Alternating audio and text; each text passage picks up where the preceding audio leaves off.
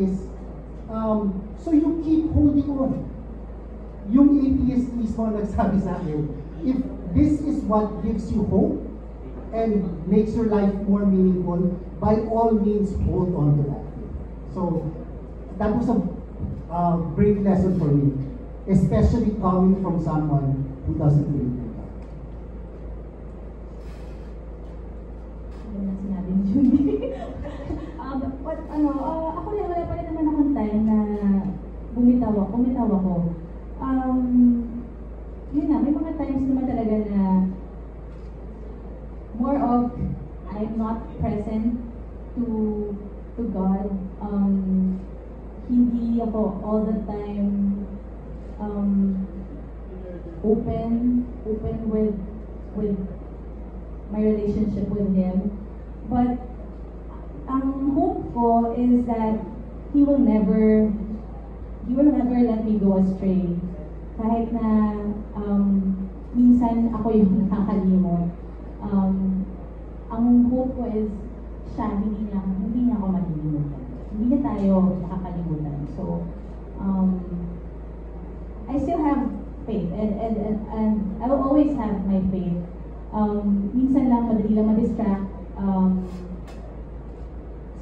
sa business ng mundo ngayon and sa mga problema ng buhay, ganyan. But, yun din, kasi tulad ng sabi ni Junie, I will always hold on to my faith. And Ms. Davey? Ako, siyempre matagal na ako sa Earth, di ba? Mag-60 na. So tagal ka naman sa Earth, siyempre, ang dami ko na rin nakadinaanan, di ba? Ups and downs. So, hindi naman mawawala yan. Mga problema, by the way, 60 na ako next year. Wow! This year! This year? Oo, sa mga 60 na ako. Kasi sabi ko, may 60 years na ako sa Earth. So talagang madami na ako. But kahit na magsi-senior na ako, I'm still a work in progress. And I think we all are. Diba? So marami pa rin tayong dinadaanan. Diba? So every now and then, marami tayong pa-question ni God. Kasi di ba, ano pa yan, dahil pa natin dadaanan yun. Diba? So ako, pag may dinadaanan ako, nagtatanong talaga ako. Pero kasi ako, my relationship with Jesus is, really open. Pag meron akong hindi talaga maintindihan, parang ng bata, na talagang tinatanong ko, ano yun? Hindi mo naman, there was one time, parang ko si Jesus, ano mo naman ako? Jesus, hindi ko kaya to. Yung gano'n lang. Of course, natin may ganadaan problema mabigat. But I always go back to yung roots ko na you have to forgive. You have to be merciful. What would Jesus do? Yun lagi ang ano ko, what would Jesus do? Yung gano'n.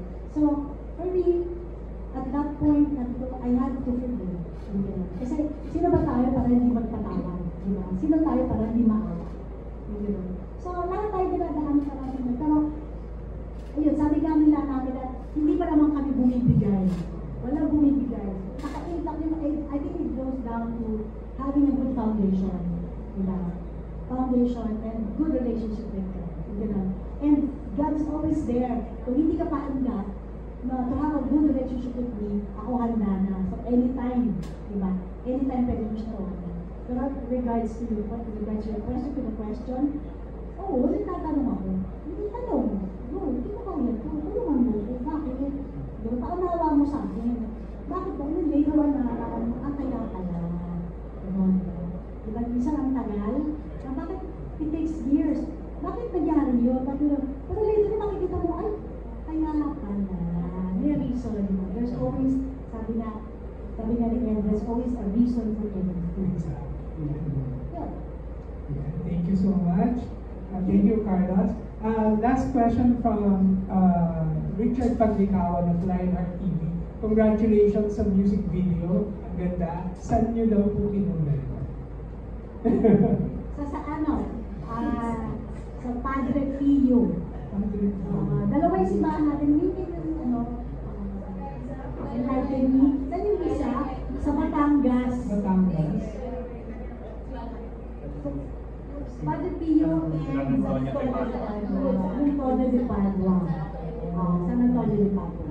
Sa Batangas yun. Batangas. O, alam na tanggal mo. Yun na joke. Ang dami pa lang, di ba? Oo. Kaya ang dami close na rin. Oh, yes. Kasi after yung nag-hit talaga yung Batangas. So, ang daming sarado na. Kala mo malapit ka na, tas road test. So, balik ka naman kami. Dahil po sa bagyo? Dahil sa pagkatapos lang yun. Parang akala nga namin, ito na yung isang simbahan sa Antonio de Padua. Naku, yun na kami. Punta kami, pagtuwa na kami. Sabi, bakit ilang tao? Bakit tayo na? Ikaw ang ibang simbahan. Ibang simbahan pala. Yung gano'n. So, nalilito na rin kami. Pero I know it's Padre Pio and San Antonio de Padua. Congratulations. Thank you. Back to you, Nick. We have a question from Ken Quinto from Kapamilya Kingdom. So, sa tingin nyo, may nagagawa pa ba talagang impact ang inspirational songs in general? Sa panahon ngayon, lalo pat sobrang laganap na ang kasamaan at parang tolerant lang ang mga tao sa maraming. So, inspirational tulong pa po ba ito?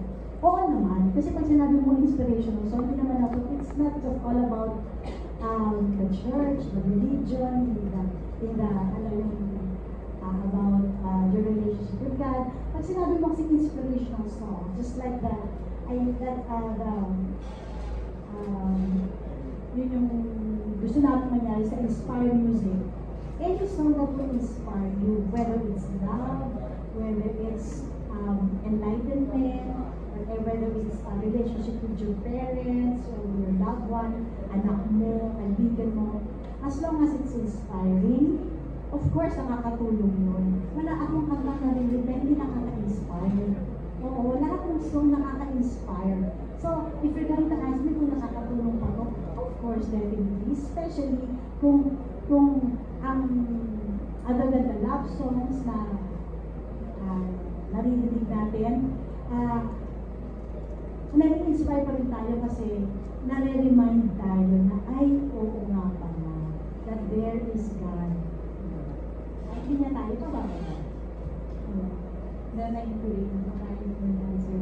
I guess kasi, syempre importante pa rin naman. Importante talaga yung mga inspirational songs.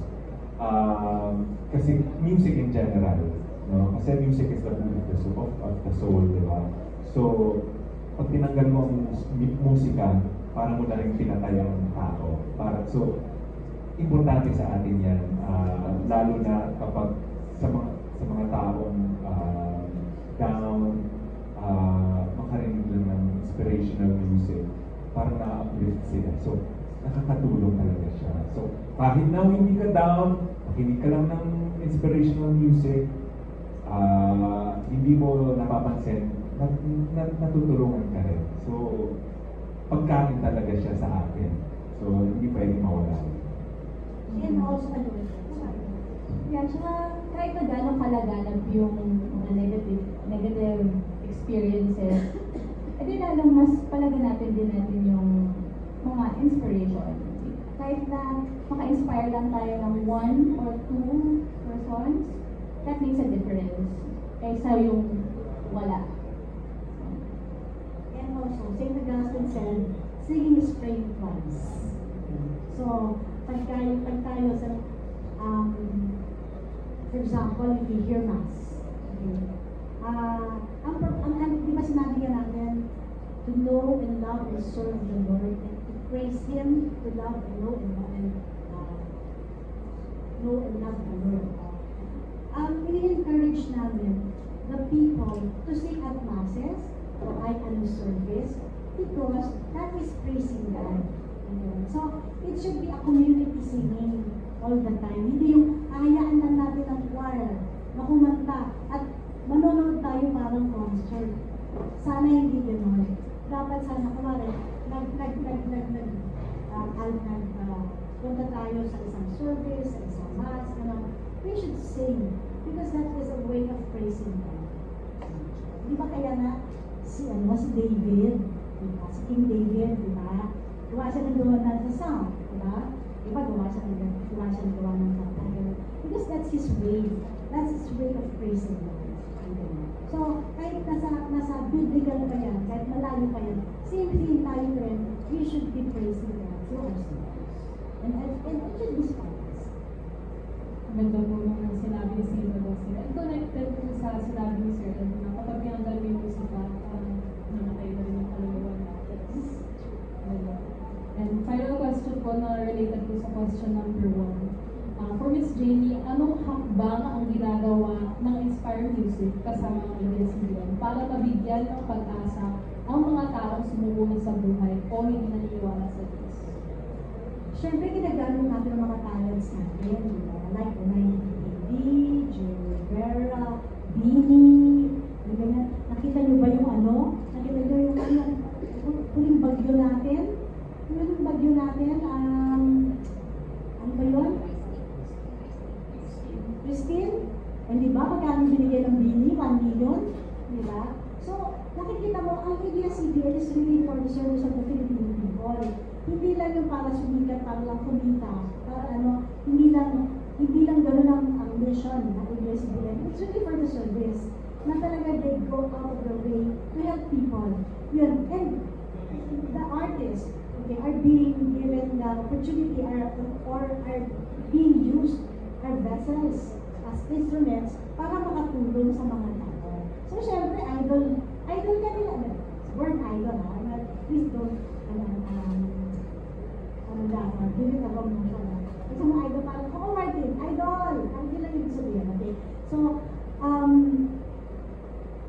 mga celebrities kasi syempre, ina-idolize nila yan. Ina-idolize nila na, in short, fan. Yung mga fan base, yung mga followers, diba? Siyempre, yung mga followers na sumusunod sila sa kung ano ang example, good example, sa binibigay ng kanilang mga pina-follow ng mga celebrities. Yung so, yun isa yun sa mga gandang ginagawa ng Inspire Music and ng ABS-CBN Music, okay, para matulungan ang mga tao, diba? Especially the Filipino people. Kasi hindi lang kami talents, hindi lang kami kumakanta, hindi lang kami sumasayaw. We are instruments of God. Kaya kahit anong gawin nyo, bakit nandiyan para sa ABS-CBN? Diba? Hindi mo matitinag. Diba? Kasi we are doing the works of God. Diba? We are being blessed. Because alam naman natin na ano ito, na tinutulungan tayo kasi tumutulong din tayo sa mga tao. Give and take. Thank you so much for answering the press, for those thoughtful questions, and of course to Ms. Jamie and 92 AD for sharing such inspiring insights. So now to commemorate this special moment, let's do a quick photo op po. We kindly invite Ms. Jamie and 92 AD to come to the center.